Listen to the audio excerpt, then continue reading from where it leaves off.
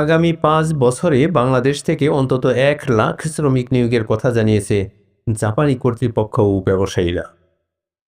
বৃহস্পতিবার টোকিওতে Bangladesh seminar on human resources শীর্ষক এক সেমিনারে জাপানি বিভিন্ন সংস্থা এবং ব্যবসায়ীবৃন্দ এই আশ্বাস দেন। শিজুওকার কর্মপরিবেশ উন্নয়ন সংস্থার প্রতিনিধি পরিচালক মিৎসুরু মাতসুশিতা বলেন, অনেক জাপানি কোম্পানি বাংলাদেশিদের বিষয়ে আগ্রহ প্রকাশ করছে এবং তিনি বিশ্বাস করেন যে এই ধারা অব্যাহত থাকবে।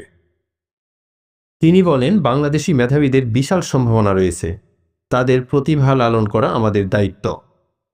জাপানের স্বাস্থ্য, শ্রম ও কল্যাণ মন্ত্রণালয়ের প্রতিনিধি নিকি হিরোবুমি বলেন, জাপানি জনসংখ্যা দিন দিন হ্রাস পাচ্ছে এবং সে কারণে বাংলাদেশি শ্রমিকদের সহায়তা প্রয়োজন হবে।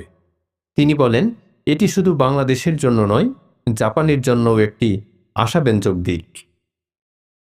অনুষ্ঠানে বাংলাদেশের প্রধান উপদেষ্টা অধ্যাপক মোহাম্মদ ইউনুস বলেন, জাপানে বাংলাদেশিদের জন্য কর্মসংস্থানের সুযোগ সৃষ্টি করতে অন্তর্বর্তীকালীন সরকার প্রয়োজনীয় সব কিছু করবে। তিনি বলেন, এটা আমার জন্য সবচেয়ে রোমাঞ্চকর ও প্রেরণার দিন। এটি শুধু কাজ করার জন্য নয়, বরং জাপানকে জানারও দ্বার উন্মোচন করবে বাংলাদেশের মানুষের জন্য। সেমিনারে প্রধান উপদেষ্টা ম্যান পাওয়ার সংক্রান্ত দুটি সমঝোতা স্মারকেরও সাক্ষী হন। তিনি উল্লেখ করেন, এটি একটি দ্বার উন্মোচনকারী অনুষ্ঠান।